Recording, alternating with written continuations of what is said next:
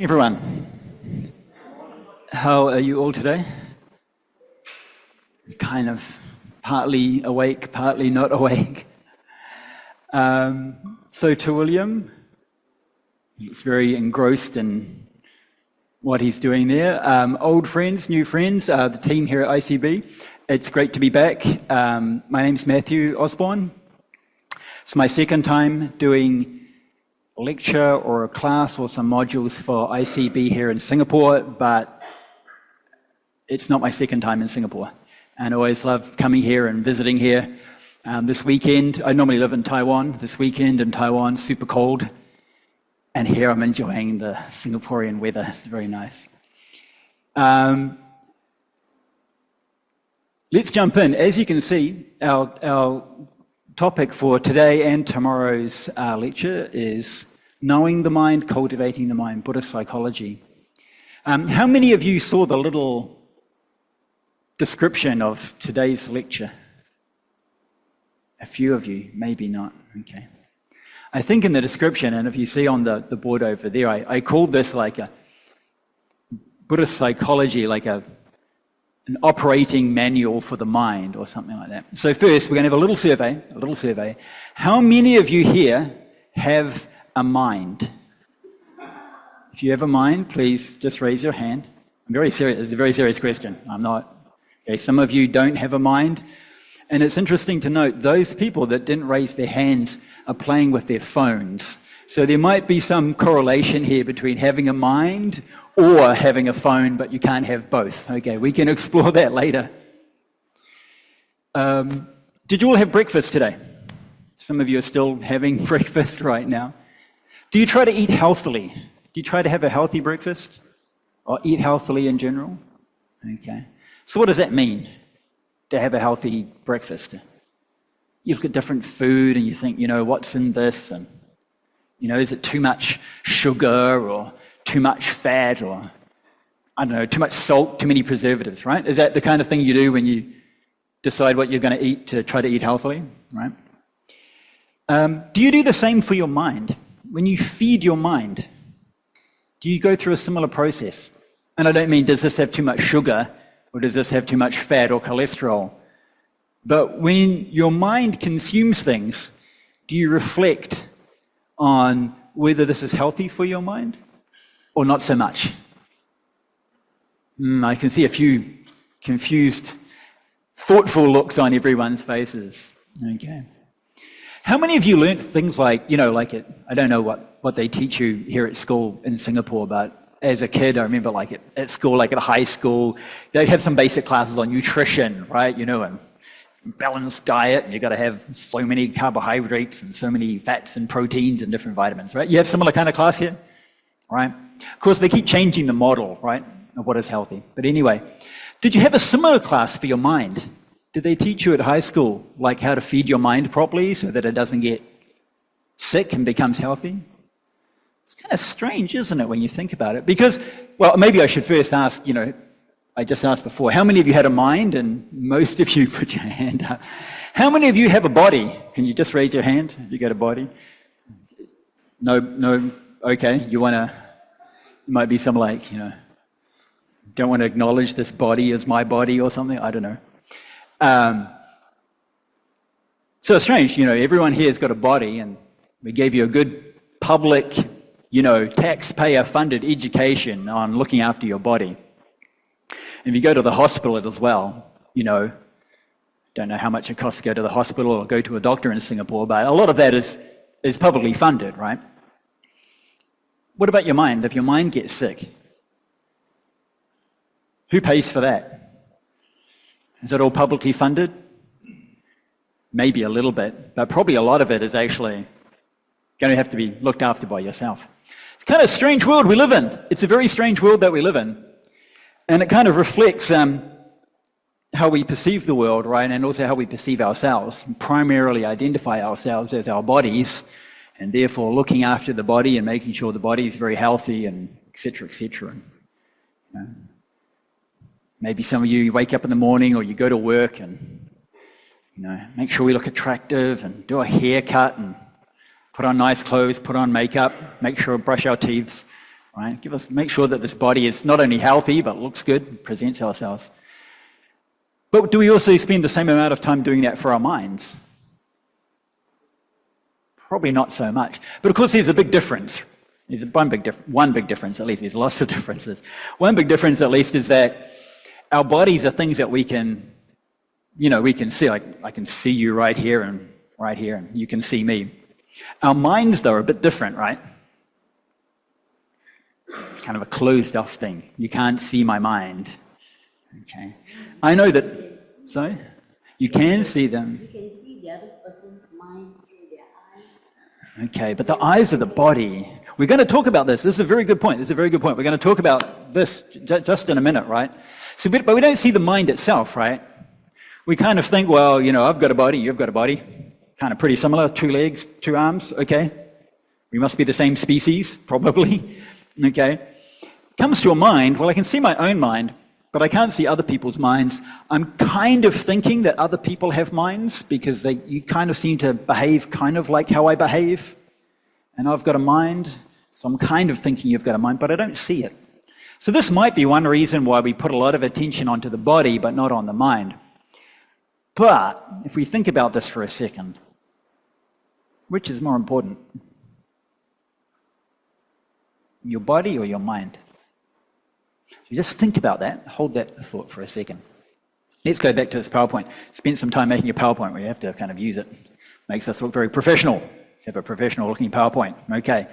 So, knowing the mind, cultivating the mind, Buddhist psychology is our topic for these next 2 days. So the first thing I'd like to talk about is like really broad terms, a bit like what we've just been discussing. Isms. Ism. And you can see there's a little hyphen there, right? So we're talking about, in the English language, we've got a lot of words with something ism on the end, right? Let's have a little think about that, right? Pretty much all religions, and not just religions, systems of thought, and that can be all sorts of spheres of human life, the political, economic, social, etc., have these kind of core ideas. We call them axioms or paradigms. They're these kind of ways in which we have like a worldview, some basic underlying principles about how we understand the world or understand various aspects of our world. And it's quite common, not some of them, but not all of them, have this little ism on the end here. Now, of those, there's lots of different types, right? Let's maybe just think for a second. So what kind of isms do we have? Can somebody name an ism? Sorry? Okay, excellent. Okay, good. Okay. Bonus points. Yeah, I'm glad you said that the first one. Okay, what other isms do we have? Sorry? Hinduism, okay. Sorry? Ageism, okay. Any other ones? Nationalism. Sorry? Mannerism. Oh, okay, yep. That's a slightly different. That's not so much a worldview, but it's like an abstract, how someone behaves, sure. Any other ones? Socialism. Capitalism, communism, lots of political ones. We've got religious ones, so Buddhism, Hinduism. We don't have Christianism. We've decided in English, English is such a random language. we use a different term. Judaism, okay. Religions, sometimes political views, right? Socialism, communism, capitalism. We have all sorts of other terms as well, right? We have materialism, for example. So let's just think some of those. Now, got all these different kinds of isms and worldviews, ways in which we look at the world and understand the world. And there's probably like infinite different ways that we could analyze these or break them up. But I just want to look, just for an example, look at one distinction between 2 different kinds of things that is often seen within different isms, shall we say. And that's this kind of a difference between what we might on one side call matter or the physical world, for example, our physical bodies, but not just the physical bodies, right? Also tables, chairs, etc., etc. and what we might call the mind, or we might say spirit, or something like that. They're like the inner world, the kind of intangible, invisible world, but still part of our experience. So sometimes different, just something as simple as this can be, we can use this to see like some really big differences between different isms and different viewpoints. So we're going to break these up in a really standard kind of a Buddhist way, which you'll see in a second. So let's just say on one side, if we say, for example, that matter, mind and matter, two distinct things, two different things. So in one category, we might have some kind of ism, some kind of worldview, some kind of world system that believes in the material world, the material world exists, but does not accept the kind of existence or the reality of the mental world, right? So one example of this would be what we call materialism. Now, even the word materialism, there's lots of different meanings. Sometimes materialism, we use the word to just mean, like, if we say somebody is very materialistic, what do we mean by that? If we say someone's very materialistic, what do we mean by that? Just sort of they give a lot of importance to material things, but it doesn't necessarily mean they don't believe in other things, but they think that this is more important. But if we take this in a bit of a harder sense, materialism as like a philosophical view, we can say the idea that the material world exists, this is what the world is, and on the other side, that there's really no such thing as mind or spirit. Right? So there are a couple of isms like this. Now, I haven't just put here science, I've put physicalist science. Science, I don't think science has to be a sort of in Chinese, they 唯物主义, right? Material only. See, the Chinese is actually a good term because it's got the way, like only, right?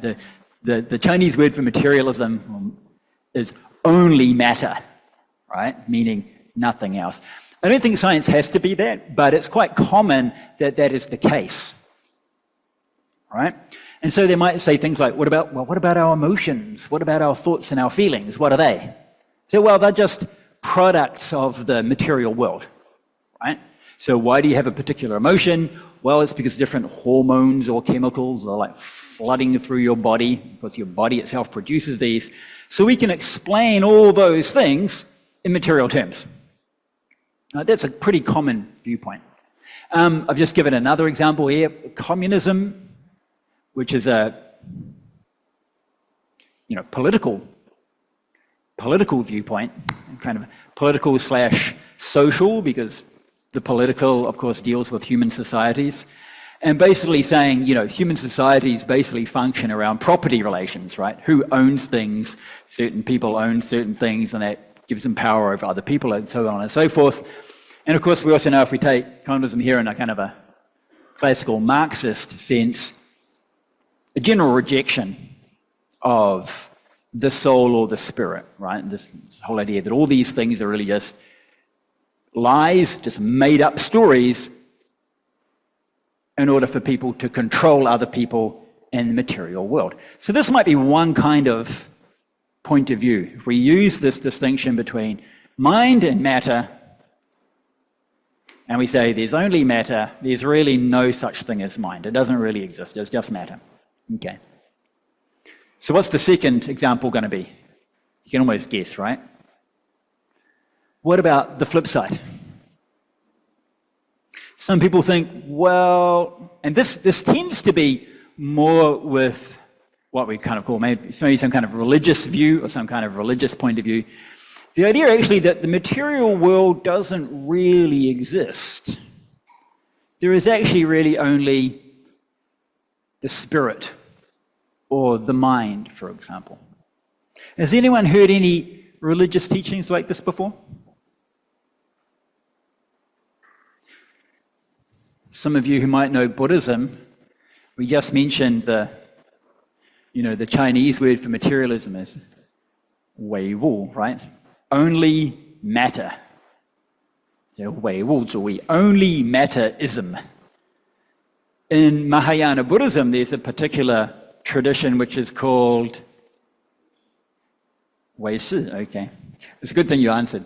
I'm going to secret because when I ask questions, if nobody answers, you know what I'm going to do? I'm going to ask this guy over here. And you might, I want to say this beforehand, but why does he keep picking on this guy? Because William here used to be one of my students at Fo Guang Yu. So I've already warned him, poor guy, okay. So he wants you to answer the questions to take some pressure off him. Okay. Wei Shi, right? So this term here, what does Wei Shi mean?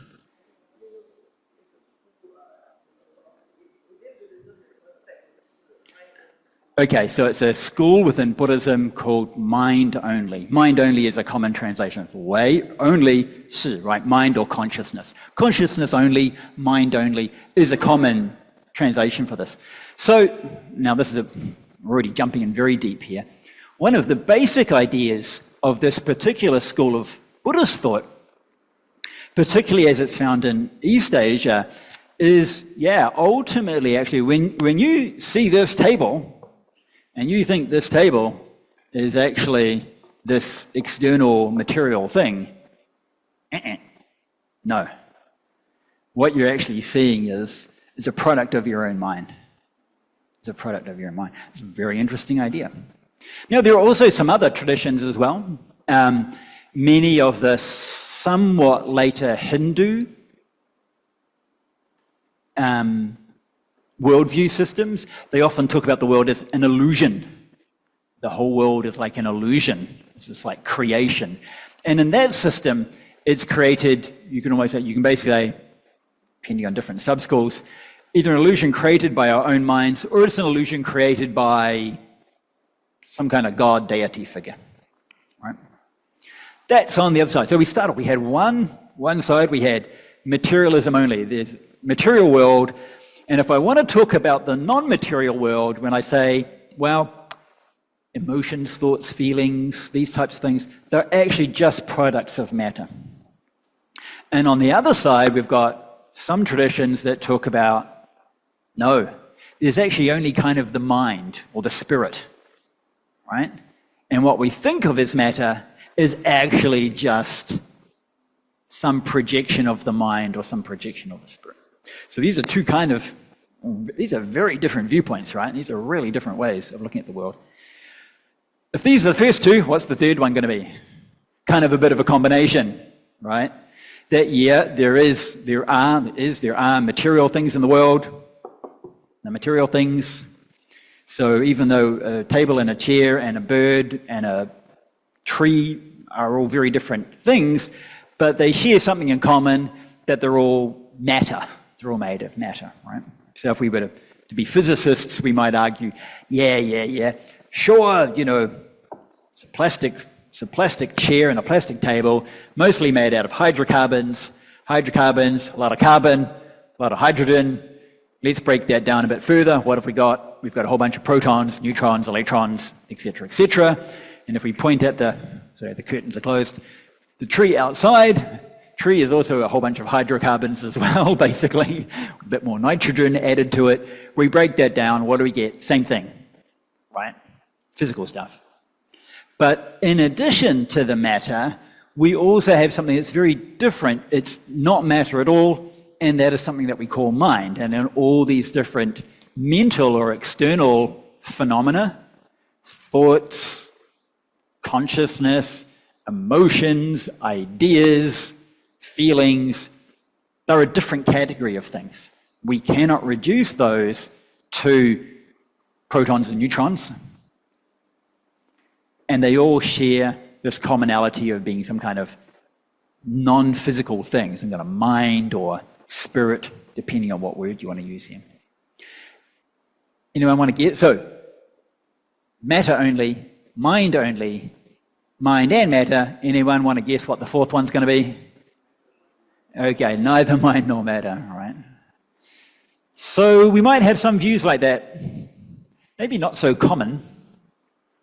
Think of an example, so nihilism. I mean, nihilism just literally means nothing exists, right? So it's a very broad category. When we talk in more colloquial terms and we use the term nihilism, what do we normally mean though? If we say someone is very nihilistic, usually we kind of mean they're very like destructive. They don't have any faith. They don't believe in any sort of moral principles, right? That's a very general sense. I'm talking about in a very philosophical sense here. Nihilism meaning I don't think any of this exists, be it mind or matter, gods, heaven, hell, none of these exist. That might be another different viewpoint. Now, like I said, this is just one way. Using this distinction between mind and matter is just one way that we can maybe categorize some of these different isms, some of these different worldviews. There are lots of other different ones as well, right? Lots of other different ways we can analyze. I'm just using this one as a fun kind of starting point to think about this matter. Matter, so it's a bad joke. Pun not intended. To think about it, and like I said at the start, you know, we wake up in the morning and we, you know, I don't know, wake up, wash your face, brush your teeth, have a healthy breakfast, living in the material world. How often do we spend the time looking after the inner world, for example? How many of you this morning fed your mind? How many of you fed your soul this morning? Please raise your hand. Anyone do a little meditation? Anyone make a water offering? Maybe you've got a little shrine at home, image of the Buddha, Guanyin Bodhisattva, maybe Holy Mother Maria, Jesus. Maybe you make an offering, you say a little prayer. Anyone do that this morning? Maybe if you did, then you're also feeding that inner world as well. And it's interesting, I see a couple of you are like, yeah, I did something like that this morning. All of you had breakfast. All of you feeding that body. Not quite. Well, okay, you could say, but I'm here right now. This is me feeding my mind, isn't it? Yeah, okay, you got me. I should have got you outside before you came in. Okay, so it's an interesting kind of distinction. Okay, now, so talking about all this, which ism will you choose? Which ism will you choose? So let's just go back to of these four basic categories. There is only matter, nothing else. There is only spirit, nothing else. Well, there's a bit of both. Yeah, there's matter, there's spirit, there are different things, but both of them really exist. None of them. Think about that for yourselves for a few seconds. Doesn't close your eyes. Shh, close your eyes. Think about that for a second. And that includes, here's the camera. Camera's over here. All you people online, do not think that just because you're online and I cannot see you, that I'm not thinking about you. So I want you to close your eyes now.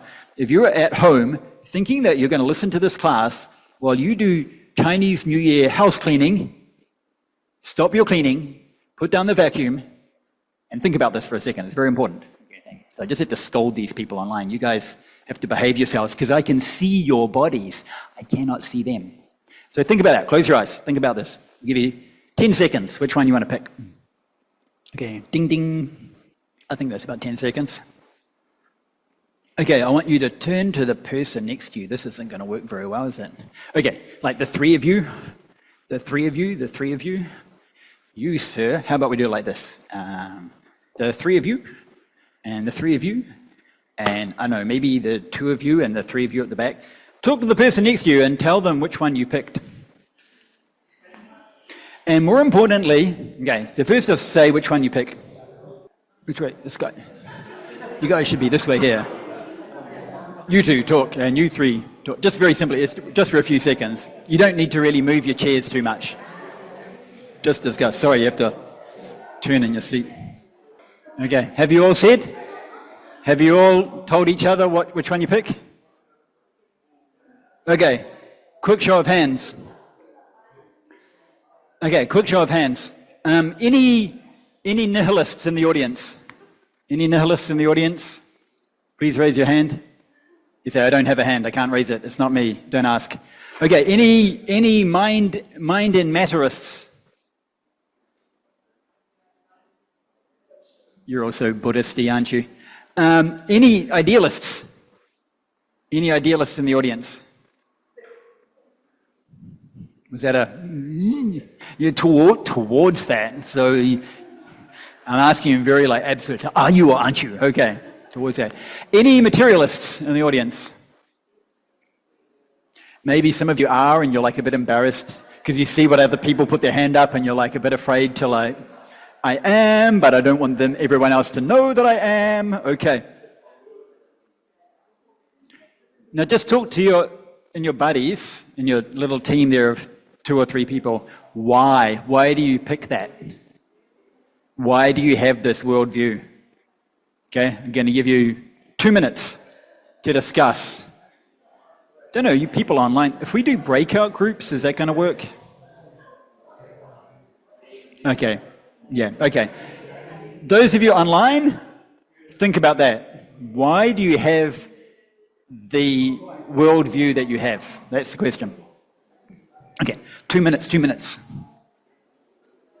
So you're going to have to just be very quick and to the point about why you have this view. Okay, so we have one. What's your name? Chintak. Okay, so Chintak said, ding, ding, ding, ding, ding, ding, ding, ding, ding. Okay, thank you. So good. It's actually good that you want to discuss more, but we need to bring it back. So Chintak here said, he said, why do you have this view? He said, well, I've got a body, I can, you said, see it and feel it. And then he also said, like, your mind and your thoughts and your feelings, you can also experience those too. So seem to have both. Fair enough argument. Anyone else want to say why you have this particular view? Yeah. Without your body, your mind cannot. Okay, so here we've got more of you've got like a rational argument approach here, haven't you? Like a reasoning. This is kind of like empirical. Well, there's this and there's this, so okay, we've got both. You're saying, well, there's some kind of relationship here, and because of this, right? Okay, but are you sure? Are you sure the mind can't exist without a body? How do you know that? Okay, we can think about that. Okay, yeah. How do we define mind? Ooh, okay, we've got a philosopher in the audience. Okay. So it's a very good question. It's a very good question because often it almost ends up being, well, if it's not matter, then that's what we mean by mind. But that's a very vague kind of definition, isn't it? Yeah. How many of you have gone through some kind of like, for a lot of people, where we stand in these different viewpoints is just kind of like, well, that's just like the usual conditioning processes from a child, and our society around us presents the world to us like this, and so this is our worldview. But how many of you have consciously asked this question and consciously spent time to like, well, I want to make sure that I've got a correct understanding here. I mean, you sound like a philosopher.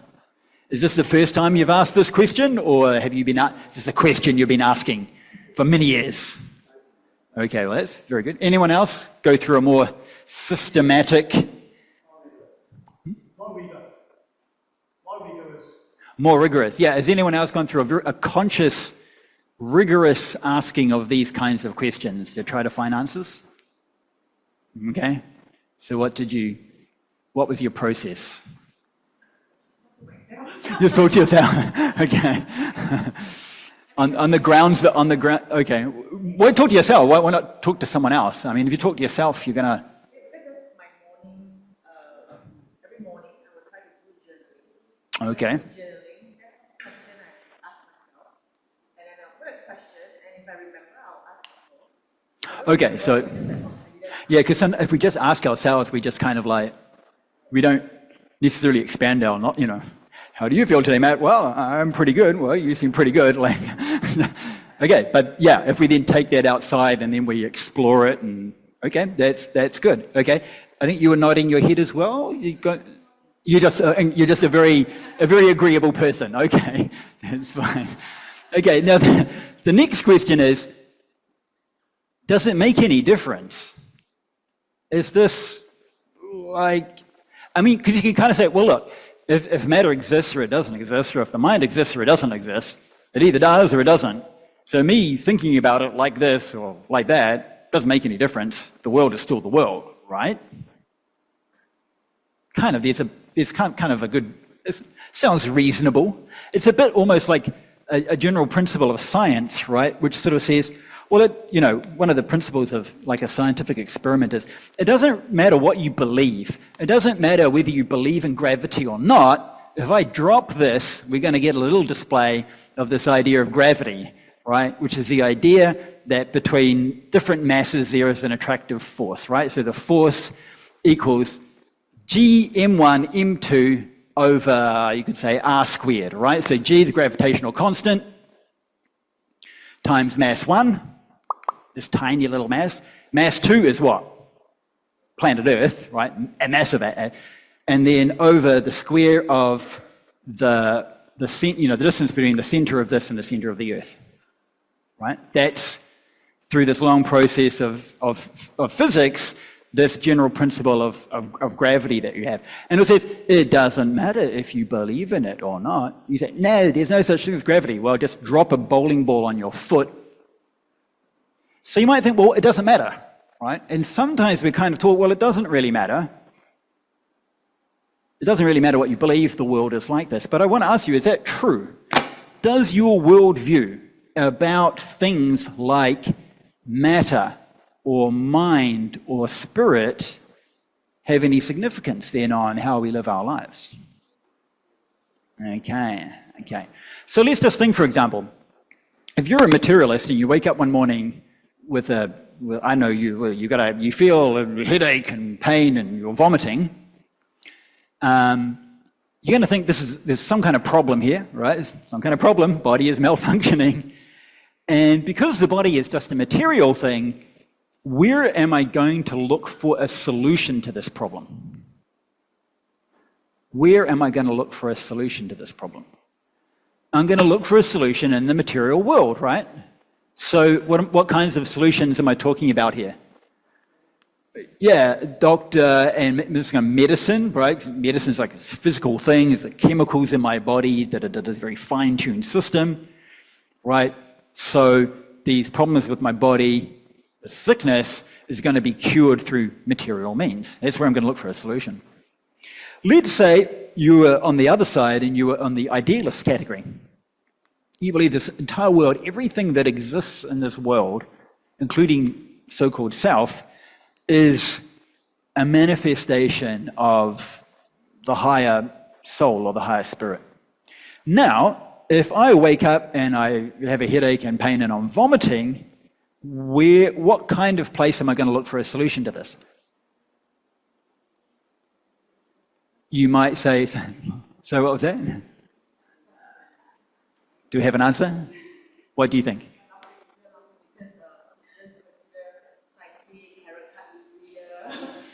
Could be. Yeah, it could be. Or we could say some kind of, maybe some kind of prayer or something, for example, right? Oh, well, why am I sick? Well, it's maybe because, my inner state is somehow bad or impure or something. So I'm going to try to find a solution through prayer, or, and it could be offerings to some god or spirit. And this is where I'm going to look for solutions. I'm not going to necessarily look for a doctor, like a regular physical doctor. And then what if you're in the third category? You believe in mind and matter. Go to the doctor and make offerings to the Bodhisattva, cover all your bases. Okay. Of course, the tricky thing with this is, if you're doing two things and then maybe you get better the next day, it's hard to know which one actually solved the problem, right? So was it the doctor's visit that cured me, or was it my prayers to Medicine Buddha? Maybe it's a bit of both. Again, I'm not sure. What about if you're fourth category? You're a nihilist. Where are you going to look for that solution? So you're going to commit suicide? No need, I don't think. Because if you committed suicide, you'd be acknowledging that there's a problem, right? So I think a real hardcore nihilist, it doesn't matter, it's irrelevant. Pain, pleasure, completely irrelevant, none of it exists. I'm not really sure what they would do. Would they even think there's a problem to look for a solution? I'm not sure. And since none of you raised your hands to say that you're a nihilist, I can't ask you either, okay? So, back to this question, do our worldviews make a difference on how we live our lives and then the kind of lives that we experience as a result? What do you think? Yeah, big deal. So this idea of, now here I've been using words like isms and worldviews. I mean, we can use another word as well. It might be something like belief systems or faith systems. And science will still fit in that category. If you believe everything in the material world everything in the world is just material, it runs by the laws of physics and chemistry and biology, etc., and based on that I live my life, that is also me saying I have faith in physics, I have faith in physicalist medicine, etc. So it is a belief system and it also is a faith system, even though we sometimes use words like faith and belief to only refer to so-called religions. Okay. What we believe makes a difference. That's my key point here. So that is where we are going to start from. Okay, now, because it's Buddhist psychology. So from the very broad, all these different worldview, different systems and isms, let's kind of pull it all back and we're going to do a Buddhist thing because I'm not a professor of philosophy. I just teach Buddhism and Buddhist studies, okay? That's what I do. Now, there are many statements in Buddhism that talk about the mind and talk about matter and the body. Many, hundreds and hundreds, probably thousands of them, and we can't go through them all. It's just too much. I give you a massive data dump of thousands of pages of Buddhist scripture. We don't have time for that, so I'm just going to pick one little example from a text known as the Dhammapada. So in Chinese, it's the Fa Ju Jing. Very famous text, and I like this text, this example, because it's a text that, and the verse that we're going to see in a minute, is something that you'll find in pretty much all the different schools of Buddhism. So what we're going to talk about today, when I'm talking about a Buddhist view in general, I'm taking, Buddhist thought is very complex, and it's got over 2,500 years of history and development and lots of different subcategories and different theories. I'm trying to condense them down into a kind of a generic Buddhist point of view just to keep things simple, okay? So I just want to say that from the starting point. There are lots of other distinctions, and as we go through today and tomorrow, if you've got any questions about that or just anything, just put your hand up and we can discuss those. But I'm going to give you a general point of view. So that's why I like the Dhammapada. So we're going to look at two verses. That's why it's called the Pairs chapter. The first verse says, all phenomena have mind in the... Let's read this together. I like to read together. Okay, let's read together. All phenomena have mind in the lead, mind as the ruler, all are made of mind. If one speaks or acts with an evil mind, suffering will follow, as the wheel of the cart follows the ox. Those of you online, I hope you read that out loud. Okay. And let's look at then the second verse. Again, let's read it together. All phenomena have mind in the lead, mind as the ruler, all are made of mind. If one speaks or acts with a pure mind, happiness will follow, as one shadow which never leaves. Nice paired couplets here. Now, of these two verses, kind of about half is the same, right? Kind of half's the same, and the other parts are kind of different, but the two different bits are paired complementary opposites. So which are the bits that are the same? The first two lines, right? So all phenomena have mind. So all phenomena, that's very broad. That's a lot of stuff, right? Everything in the whole world. Mind in the lead, mind is the ruler made of mind. So what do you think? Do you think the point of view here is a material-only viewpoint, a mind-only viewpoint, or a mind and matter viewpoint, or a nihilist point of view? What do you think? Mind and matter? You sure about that? Kind of, I think these, because these all phenomena, but then mind in the lead. So it kind of implies that like you've got a whole bunch of stuff and then mind is one part. So that kind of sees there's mind and there's non-mind. But we've also got this. But what about that? All made of mind, what about that? That's a bit trickier, right? That would kind of imply that actually everything is mind. Of course, we have to be careful if we read like a passage of text like that and we want to like, okay, we're trying to understand Buddhism just from one verse. Please don't do that. Please don't base your entire understanding of Buddhism on one verse or one sutra. Get a good broad background, right? Because there's lots of other material to support it. I would say, yeah, kind of mind and matter, but of the two, what can we say? The mind side is, well, it's the leader, it's the ruler, it's the dominant side, shall we, right? So dominant doesn't mean that the other one doesn't exist, that matter doesn't exist, but is a bit of a subordinate kind of position here. Now let's look at then the second half. So if one speaks or acts with an evil mind, now this is the same, right? If one speaks or acts, and then, so we're contrasting evil states of mind and pure states of mind. So there's the evil and good, I guess. Pure here means good. And then contrasting also suffering and happiness. And the idea that suffering will follow, or happiness will follow, also implies a relationship between the mind, right, the pure mind, the evil mind, or the pure mind, and some resulting experience. We're also introducing a very important concept, which is cause and effect. This is what you could say karma more specifically, but just in very general terms, a cause and effect relationship, right? And that also kind of works with this. Like, if there's something in the lead, a leader is kind of the cause that brings other things behind it.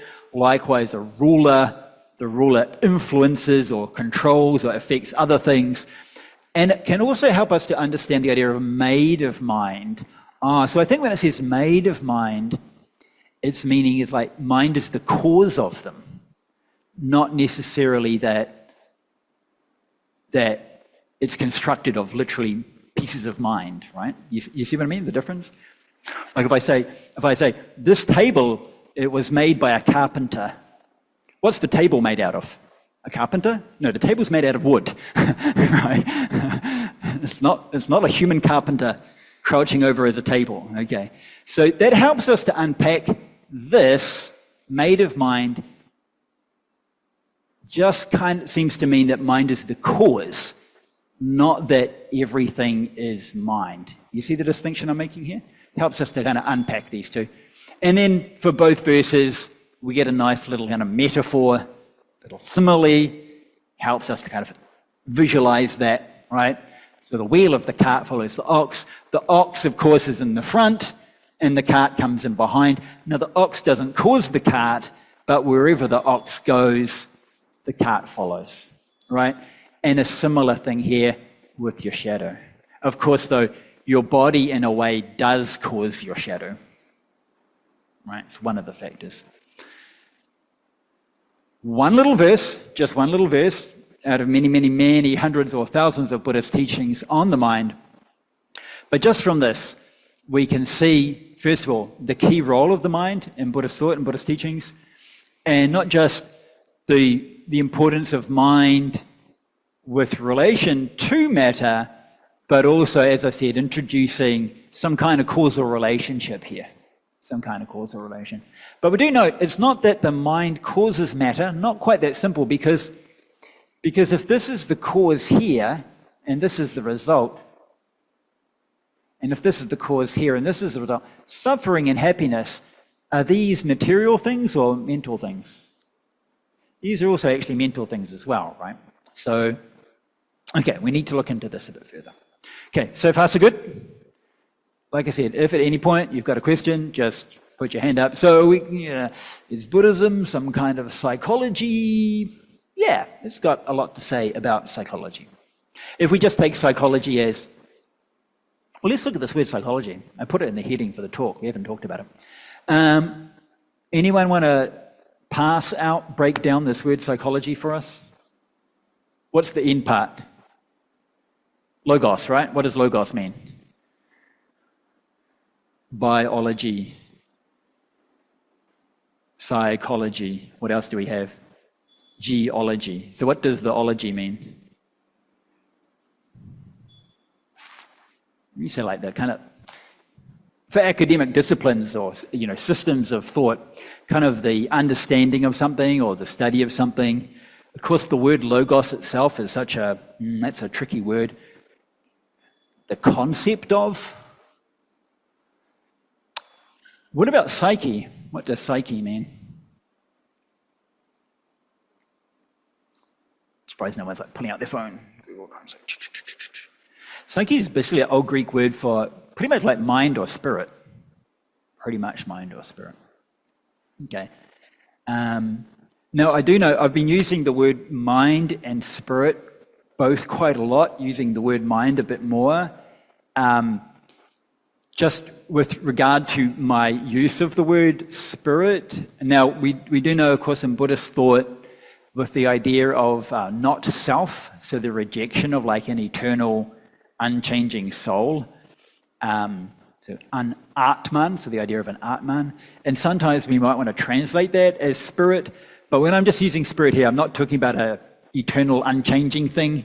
I'm just talking about like that inner world, all these inner experiences that we have in a very, very general, non-technical sense of spirit. Okay, let's keep on going. Little graphic to make things a bit more interesting. Okay, so if we're talking about Buddhist psychology, we need to, let's just take a few steps back and give ourselves a nice broad Buddhist framework so we can situate this idea of Buddhist psychology within Buddhism as a whole. Let's do that, shall we? Okay, so Buddhist framework, there's a lot of different frameworks. I'm going to start from causality. To me, some other people might differ. One of the real key distinguishing features of Buddhist thought is the Buddhist understanding of causality. Without the Buddhist understanding of causality, I think Buddhism in general completely falls apart. And it's not just causality in general, the idea that there are causes and effects, but if we want to talk about the idea of cause and effect, there's lots of different ways that you can explain that. There's lots of different ways that you can explain causality. And so when Buddhism first appeared in the world, there were lots of other competing religious traditions and philosophies and ideas. It was a very rich time for philosophical discussion. And the Buddha was involved in that to a certain degree. Some of the different philosophies and teachings in the Buddha's time, most of them had some kind of causal theory. Because when I talk about causality, you're just really asking the question, why? If you ask why, you're basically asking the question of causality to me, right? So, the ancient Indians would ask questions like, such an Indian way, like, why, like peacock feathers, the tail feathers, it's such a striking thing. Why is the peacock's tail feather like that? These were like the hot philosophical topics in ancient India. It's kind of a good question, but you can ask it about anything really in the world, right? Why? Why is it like that? Why does a tree grow like that? You're asking for the reasons behind it, right? You're asking for a causal explanation of why that's the case. And for Buddhist idea of causality is this specific term called dependent origination. There's a few other different English translations for this. I think dependent origination is probably the best term in English. Have you heard of this idea before? You've heard of this concept of dependent origination? So in Chinese, probably more commonly, 缘起法. 缘起法. Do you want me to write it? No need. If I start doing things in Chinese, we will, get distracted. Or maybe 因缘法. There's just different translations for the same idea. So what is this basic? How does this, the most broad kind of understanding of dependent origination, we often see it in very pithy four statements. The first one is, When this comes to be, that comes to be.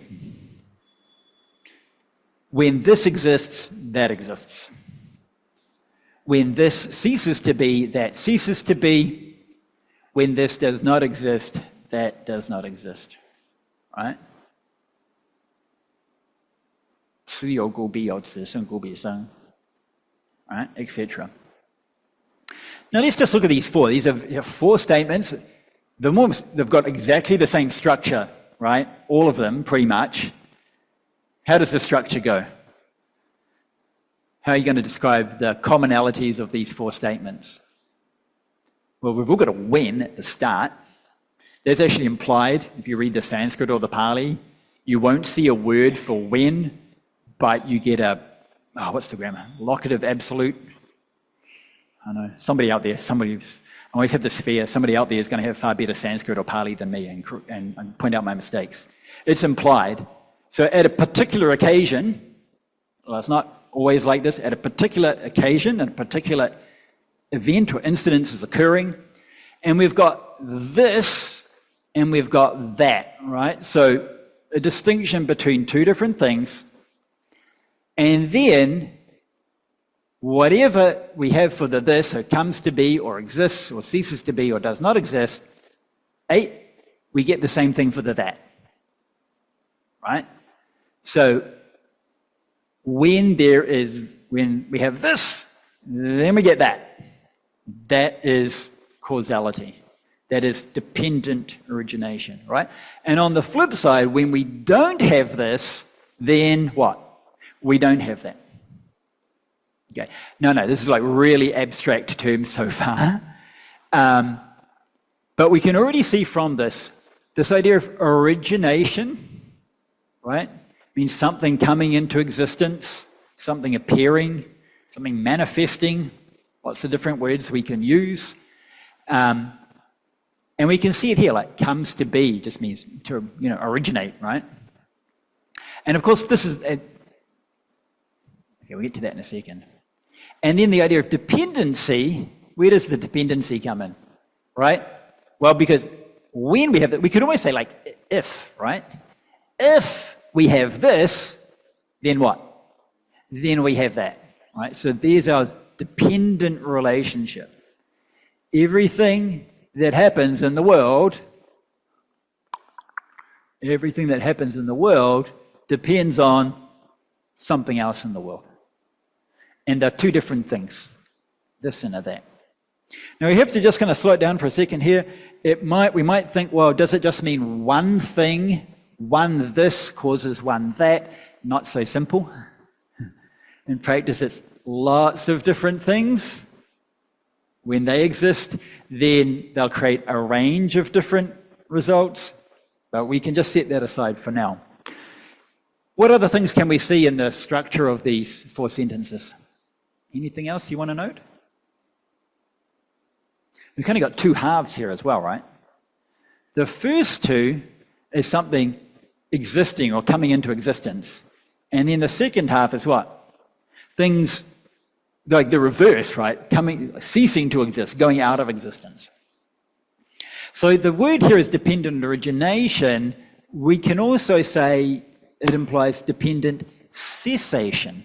The origins of things, but also the ending of things, the cessation of things as well. Okay, very abstract terms. Let's just think of simple example. We're going to have this theme going on through. Let's say you want to, we were just talking about this tree outside. I keep pointing at the tree, but the windows are, the blinds are closed, so it's a bit weird. Imagine you have a tree. So where does the tree come from, right? We can trace it right back. At some point we had a seed, right? So we had a seed, and then we had all these other different conditions as well. So what else do we need? What else does a tree need to live or exist? It's got to start from a seed. It also needs, what else? It needs some soil. It needs some sunlight. It needs some water. Rain is the water. What else? Something that's very important, very important. Nutrient, well, that's in the soil. Yeah, it needs air as well. You can't grow trees in space. They don't grow very well. these basic things. And we can, of course, we could analyze it down into further things. So when we have, when the seed and the water and the soil and the air and the sunlight exist, then the tree exists, right? That comes about as a result, or comes to be. And what about the flip side? What if we stop watering the tree? What happens to the tree? The tree ceases to exist, right? If we end the water, then, which is one of the causes, what happens to the tree? The result also ends or ceases, right? So we have the tree's existence is dependent on other things, and also the tree's death is also dependent on the absence of the things that it needed to live in the first place. Okay, pretty simple, pretty straightforward. Just like your breakfast this morning, if you don't eat your breakfast, what happens? Well, you don't die. If you don't eat anything though, what happens? Then you do die. Okay, so your existence depends on food, for example. Now, this is pretty abstract. We're going to then look at the classic example of dependent origination for Buddhism, what I call the Four Holy Truths. Normally this gets translated as the Four Noble Truths. And here's a long story. Why is it noble? It's like the king. I am the king of truths. The king and queen and the duke of truths, so the noble. It's a bit of a long story. I don't want to get too distracted. When these words were first translated into English, so if we can imagine back in, probably like the 18th century or something, the British colonizing the world, as they do, happened to be in South Asia, in India, and places like Sri Lanka, and they encounter these terms Aryan. So the term Aryan in Indian culture refers to the Brahmins and the Kshatriyas, the so-called higher castes, right? So within the society of that time, they are like the aristocratic classes, they're the noble classes, right? So the Aryans.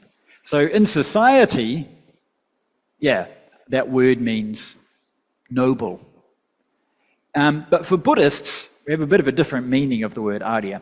It doesn't talk about your social status. What does it refer to?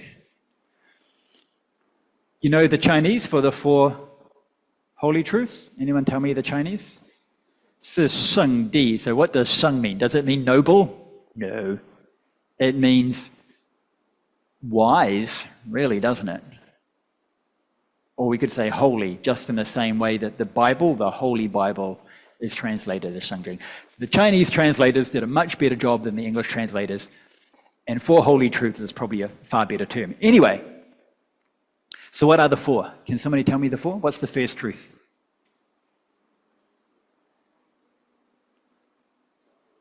Okay. Normally say suffering. I'm going to say dissatisfaction. Suffering, a bit too specific. The second one is the cause of dissatisfaction. Okay, now already we can see a relationship between these two, right? So what's the relationship between the first two truths? It's a cause and effect relationship, right? Now, but it's kind of funny because they put the result first and then you talk about the cause. Why do they do that? Surely you should first say the cause and then do the result. So why do we put it in this order? Because like a lot of things, when do you water your plants? When they start to true, right? You see the problem and then you want to apply the solution, right? When do you eat? When you're hungry. We don't preempt it. So likewise in life, it's only when we notice the problem that then we're going to try to think about what caused that problem. We're not very proactive as humans in looking after ourselves, to be honest. Have to wait until the problem gets really big and try to do something about it. What's the third truth? It's a cessation of dissatisfaction.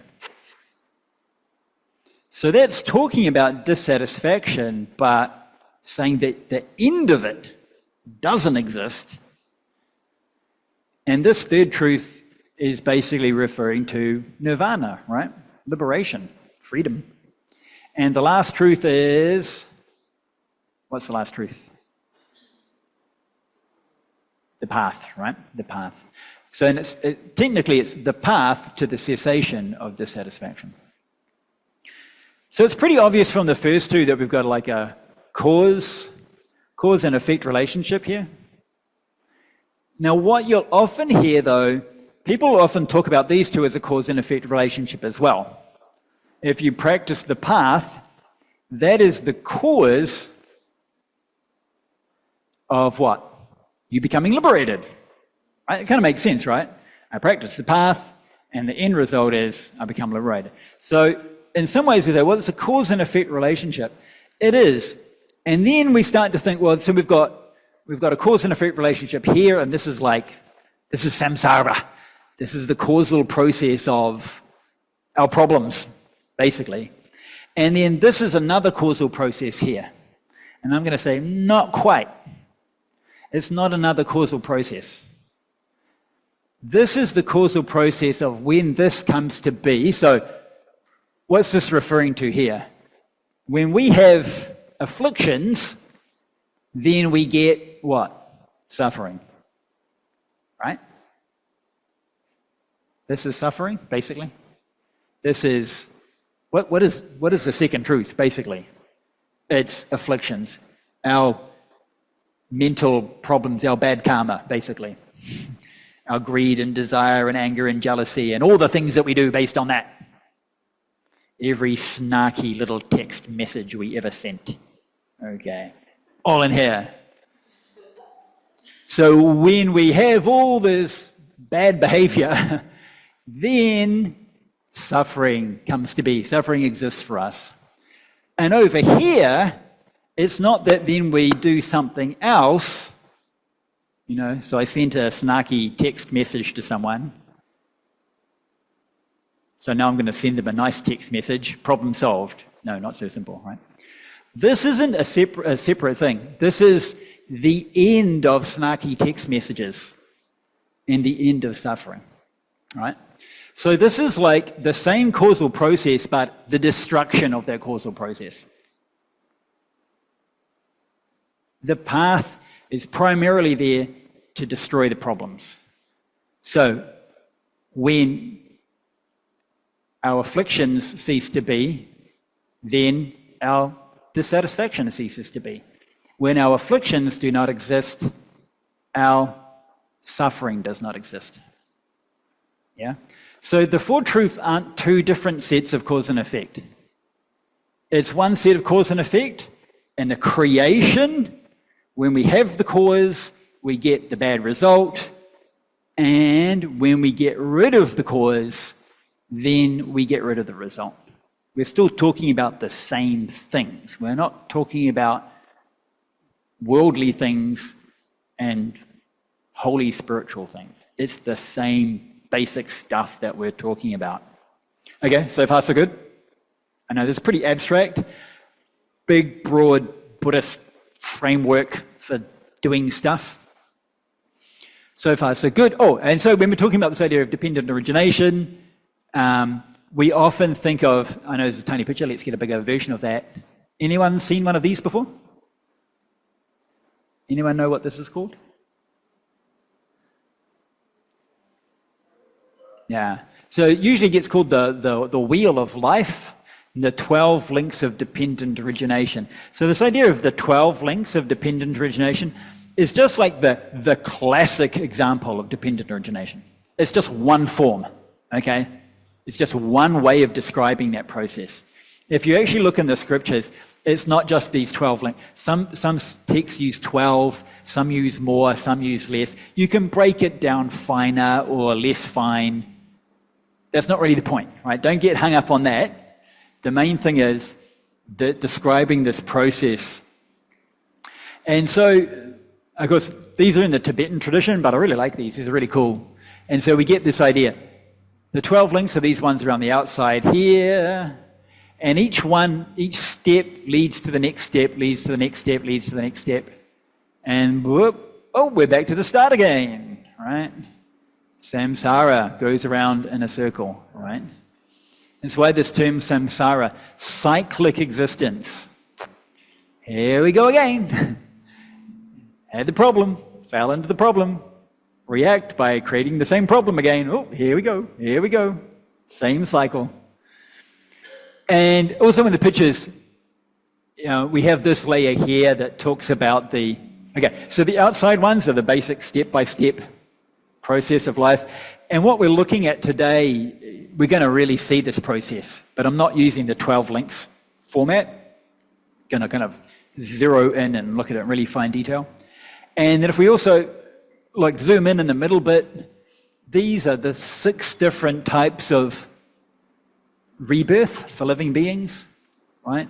Because the cycle isn't just for humans, it's for all living beings. And if we zoom into the center, it gets very blurry, doesn't it? Can't keep on zooming. The driving thing at the center, does anyone know what these are? I'm sorry, these are so blurry, aren't they? Anyone know what's at the center? Anyone want to guess? That one there's a bit obvious, right? What's that? It's a rooster, okay. What's this one? This is a pig, and this one is a rooster, pig, snake. Anyone know what these stand for? Don't, the rooster is not eating the pig, okay, don't. So these are the 3 primary afflictions. I think, if I haven't got it wrong, I think the snake is anger. The rooster, I think, is delusion, is it? Maybe. And then the pig is greed, probably. So the main point is, at the center, the driving force of this wheel, greed, anger, delusion, these are all mental states, right? So this whole process, this whole driving process is driven by mental states. Okay, there's a bit of a sidetrack thing. Okay, the time is 11:21. Let's have a 10-minute break.